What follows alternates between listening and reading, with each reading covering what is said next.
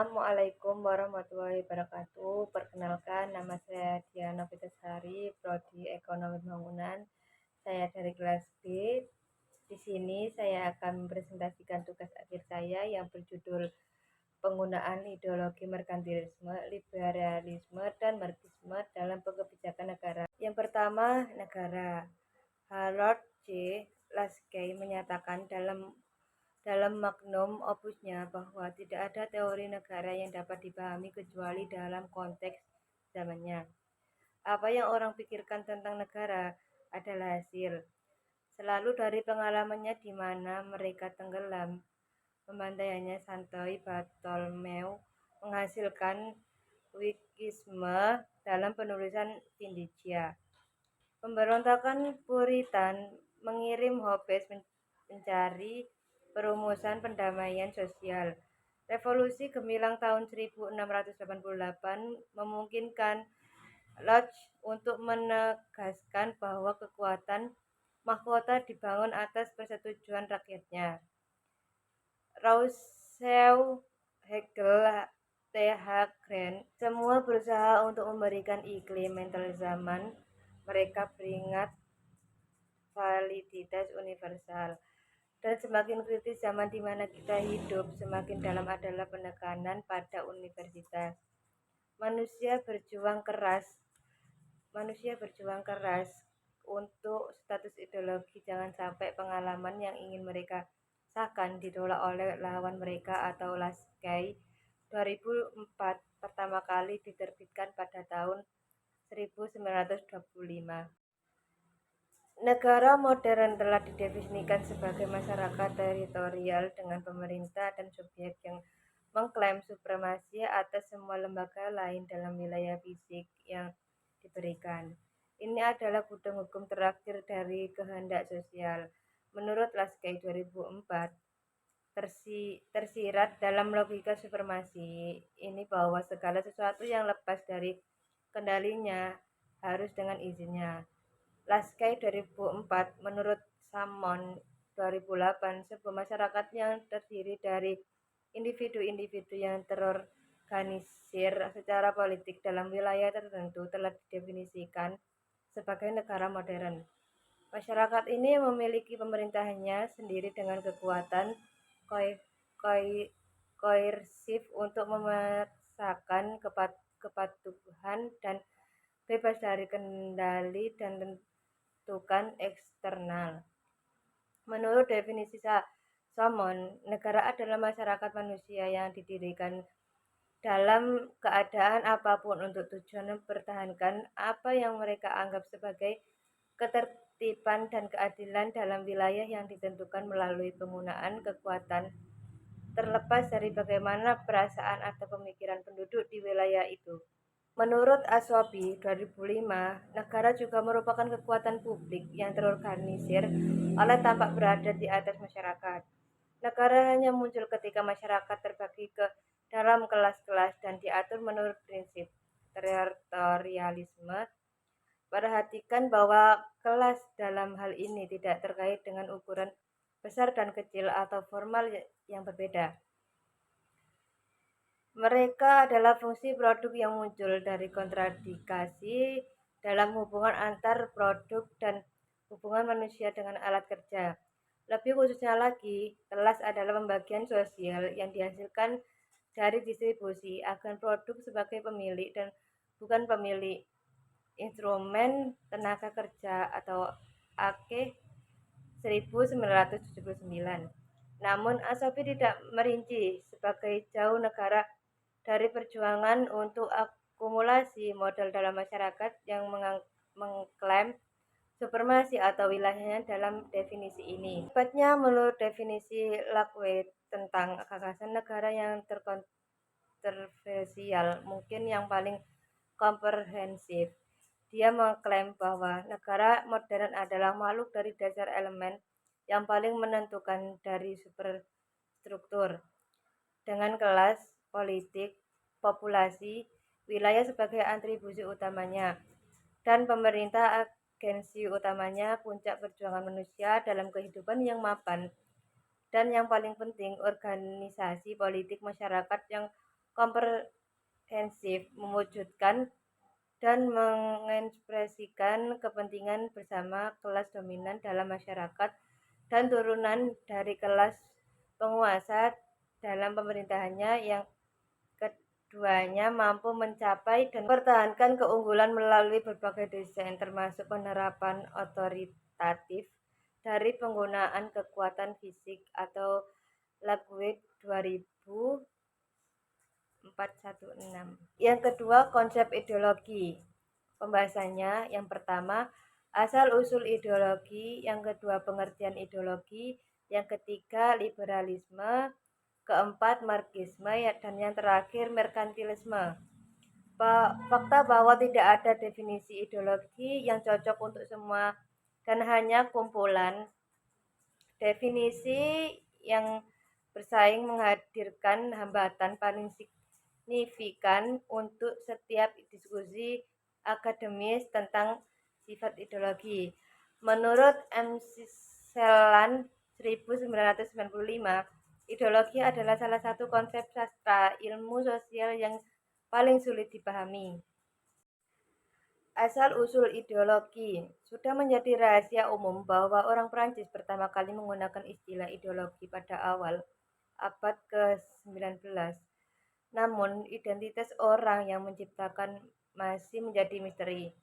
Namun, bukti menunjukkan bahwa Antoine Louis Claude Destutt de Trans, seorang bangsawan dan cendekiawan Prancis, menciptakan istilah ideologi selama Revolusi Prancis dan pertama kali menggunakan di depan umum pada tahun 1797. Hayward 2012, dia menggunakan istilah ideologi dalam studi sistematisnya tentang era pencerahan, menulis pada pergantian abad ke-19. The Trans sepertinya pemikir lain pada masanya berpendapat bahwa orang yang menggunakan sains untuk memperbaiki kondisi sosial dan politiknya. Sebagainya, ideologi adalah studi tentang proses pembentukan ide, semacam ilmu tentang ide, landasan psikologis, dan konsep trans tidak langsung relevan dengan menyelidiki kami. Menurut The Trans, pemikiran atau gagasan hanya dipicu oleh hal-hal material, dan pembentukan gagasan adalah proses fisik daripada proses spiritual atau mistik. Saat itu, cukup untuk mencatat bahwa materialisme merupakan tema utama dalam konsep ideologi. Fakta bahwa kemajuan sosial dan politik adalah tujuan utamanya adalah aspek penting kedua dari pemikiran atau konsep The Trans. The Trans ingin mencoba membuat kehidupan masyarakat lebih baik dengan menerapkan ilmu yang diperoleh dari ilmu gagasannya ke seluruh masyarakat. Menurut Hayward 2004, keunggulan ideologi dalam pemikiran sosial dan politik kontemporer sebagainya besar dapat dikaitkan dengan penggunaan istilah tersebut oleh Marx dan minat yang ditimbulkannya pada para pemikir Marxis kontemporer dalam ideologi Jerman. Salah satu karya awal dari Marx, dia tidak setuju dengan Derrida tentang masalah ini. Dia berargumen bahwa ideologi tidak lebih dari rekayasa yang digunakan oleh kelompok tertentu untuk membenarkan dirinya sendiri. Sebagai lawan dari ilmu gagasan, mereka berpendapat bahwa ideologi sepenuhnya subjektif dan digunakan untuk membenarkan kelas penguasa masyarakat. Menurut Marx dan Engels, gagasan atau ideologi politik yang dominan dari masyarakat manapun akan selalu mencerminkan kepentingan kelas penguasa dan didasarkan pada pemahaman politik yang salah. Dalam studi klasiknya The Act of Ideology, Friedrich Watkins berpendapat ideologi selalu menentangkan studi Quote dan hampir seluruhnya berasal dari ekstrim politik. Dia melanjutkan bahwa sebagai besar ideologi menggunakan bahasa sederhananya, utopis dalam tujuan mereka dan biasanya sangat percaya pada kemampuan dan kecenderungan orang yang menemukan kesuksesan dan kebahagiaan. Menurut Watkins, konservatisme adalah anti-ideologi karena menolak perubahan sambil menjunjung tinggi tantangan yang ada. Ideologi berasal dari tradisi rasionalis yang semakin bahwa sebagai besar masalah dapat diselesaikan dengan menetapkan penalaran secara tepat. Konservatisme di sisi lain menolak optimisme ini mengenai kapasitas nalar manusia atau Warkin 2008. Dia menegaskan bahwa konservatisme bertentangan dengan asumsi fundamental ideologi manapun. Menurut Baradat 2004 berargumen bahwa konservatisme bukanlah sebagai ideologi dalam menimbulkan kesalahpahaman dalam masalah akademik. Sebaliknya, David Ingersoll berpendapat dalam bukunya Akar Filosofi Ideologi bahwa ideologi juga mencakup pandangan tentang masa depan dan penilaian status quo. Selain itu, Ingersoll menegaskan bahwa setiap ideologi menggunakan strategi khusus untuk mencapai masa depan yang cemerlang ini. Dalam praktiknya, rencana aksi merupakan jantung dari setiap ideologi atau Ingersoll 1991 adalah umum bagi ideologi untuk menyampaikan rasa urgensi. Pada akhirnya mereka maksudnya untuk memaksa orang mencapai suatu tujuan meskipun itu utopis. Ideologi didefinisikan dalam berbagai cara dalam ideologi politik kontemporer. Sersan LT, dia percaya bahwa ideologi didasarkan pada nilai-nilai masyarakat yang berbeda. Terlapis dari kenyataan bahwa masyarakat modern itu kompleks dan seringkali kontradiktif. Individu-individu dalam suatu masyarakat mungkin atau mungkin tidak menerima satu ideologi pun.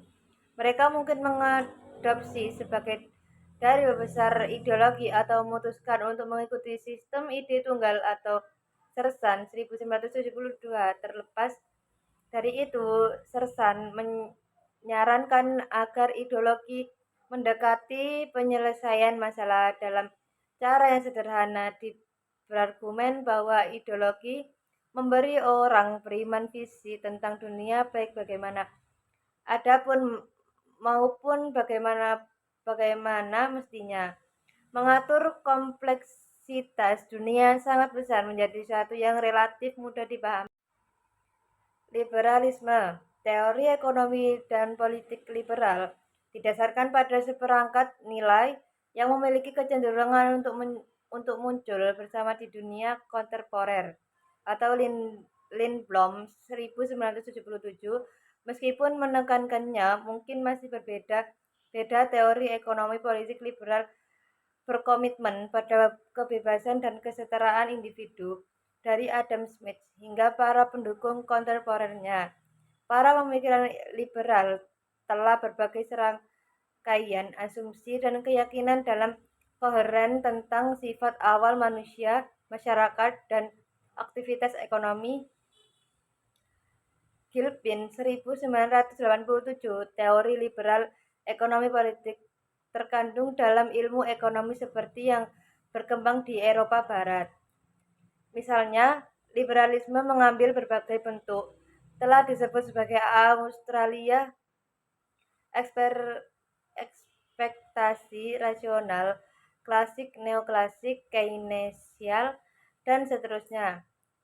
Gilpin 1987, varian-varian ini berkisar dari yang menekankan kebebasan dan non-intervensi dengan mengorbankan kesetaraan sosial hingga yang mengutamakan kesetaraan dan condong ke demokrasi sosial dan intervensionisme negara untuk mencapai tujuan ini. Namun, Penting untuk diinginkan bahwa setiap bentuk liberalisme berkomitmen pada gagasan bahwa mekanisme harga dan pasar adalah cara paling efektif untuk mengendalikan dan mengatur hubungan ekonomi di dalam dan luar negeri. Marxisme seperti halnya ideologi lain seperti liberalisme, Marxisme, Nazisme, dan sebagainya, telah banyak berubah sejak Karl Marx dan Friedrich Engels pertama kali mengajukan gagasan fundamentalnya pada pertengahan abad ke-19. Panjang hidupnya, teori-teori Marx selalu tunduk pada interpretasi yang kontradiktif dan persepsinya sendiri telah berubah. Generasi penulis Marxis berikutnya kemungkinan kembali tugas ini. Marxisme telah direorganisasi oleh Cina dan bekas Uni Soviet setiap kali mereka merasa perlu untuk melayani kepentingan nasional mereka sendiri, atau Heilbronner 1980. Marxisme modern memiliki dua ide distink mirip dengan liberalisme dan merkantilisme.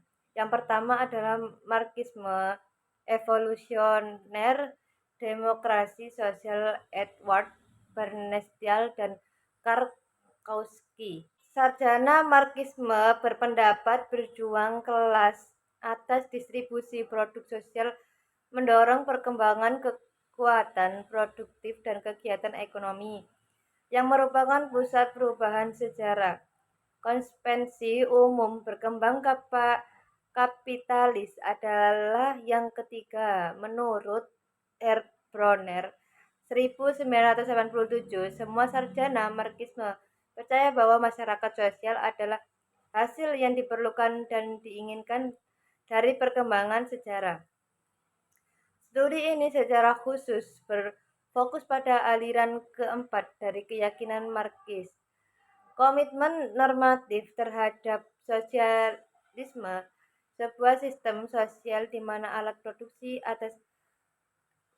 atau sumber daya terbatas yang digunakan untuk memproduksi barang konsumsi atau dinasionalisasikan atau disosialisasikan. Keyakinan ini termasuk di antara prinsip yang telah disebutkan sebelumnya. Akibat setiap sosialis, baik Marxis, ortodoks maupun kontemporer, mengajukan sosialisasi alat-alat produksi. Merkantilisme sekarang disebut sebagai nasionalisme ekonomi. Proteksionisme baru. Merkantilisme aliran sejarah Jerman atau proteksionisme statis. Alih-alih tubuh teori ekonomi atau politik yang kohesif dan sistematis, konsep ini berjalan melalui semua manifestasi ini sebagai seperangkat tema atau sikap. Gagasan utamanya adalah bahwa kegiatan ekonomi harus tunduk pada kepentingan negara dan tujuan membangun negara. Keunggulan negara, keamanan nasional, dan kekuatan militer dalam organisasi dan pengoperasian sistem internasional dikaitkan dengan semua aktivitas komersial. Dalam persepsi yang berbeda ini ada dua posisi mendasar yang perlu diperhatikan.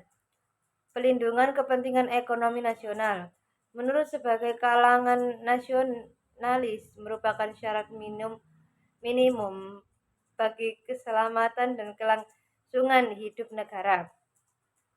Posisi yang umum defensi ini dapat disebut sebagai merkantilisme Cina karena menginginkan istilah yang lebih baik. Di sisi lain, beberapa nasional yang melibat ekonomi global sebagai platform untuk ekspansi imperialis dan kemajuan nasional. Dan 1994, industrialisasi premis fundamental dan merkantilisme adalah keyakinan bahwa industri berdampak pada ekonomi secara keseluruhan dan pada akhirnya berkontribusi pada pertumbuhannya. Kedua, mereka percaya bahwa swasembada ekonomi dan kemandirian politik terkait dengan kepemilikan industri.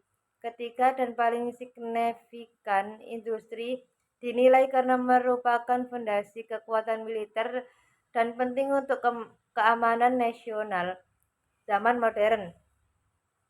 Pemerintah di hampir setiap masyarakat, bahkan masyarakat liberal, selalu menerapkan kebijakan yang mendorong pertumbuhan industri. Tidak hanya kekayaan tetapi kemerdekaan dan keamanan suatu negara tampaknya secara material terkait dengan kemakmuran produsen. Tulis Alexander Hamilton, seorang ahli teori merkantilisme pembangunan ekonomi Amerika.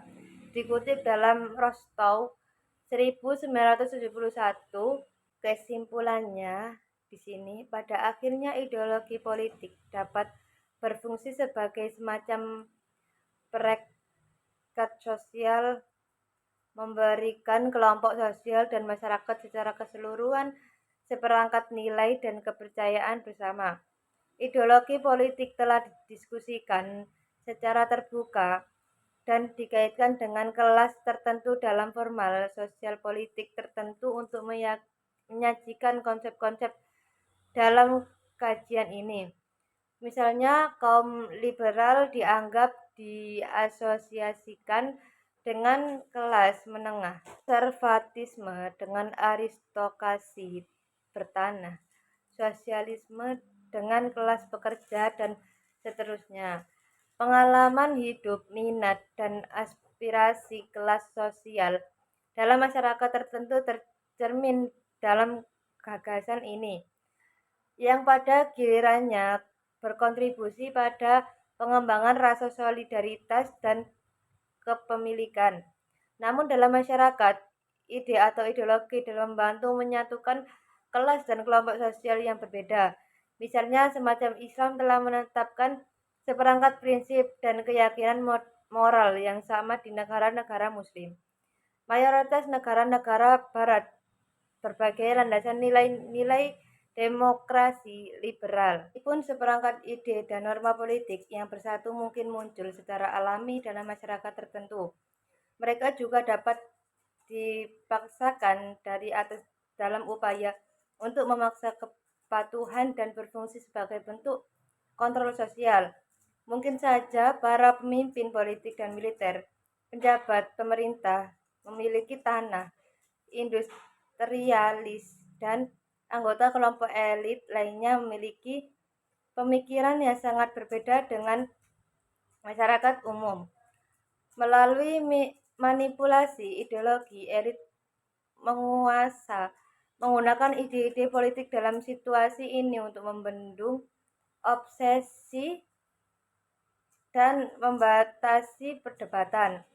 Ini akan lebih jelas dalam rezim dengan ideologi resmi seperti Nazi dan Uni Soviet, di mana kepercayaan resmi atau politik yang dapat diandalkan seperti sosialisme nasional dan marxisme Leninisme mendominasi kehidupan politik dan semua institusi sosial. Argumen ini menurut saya telah diselesaikan oleh keyakinan Marxis. Budaya kapitalis didominasi oleh ide yang melayani kelas ekonomi yang didominasi dalam farmasi sosial tersebut. Ilmuwan lain juga berpendapat bentuk manipulasi ideologi yang harus terjadi di semua masyarakat. Sekian presentasi dari saya. Jika ada salah kata, saya mohon maaf.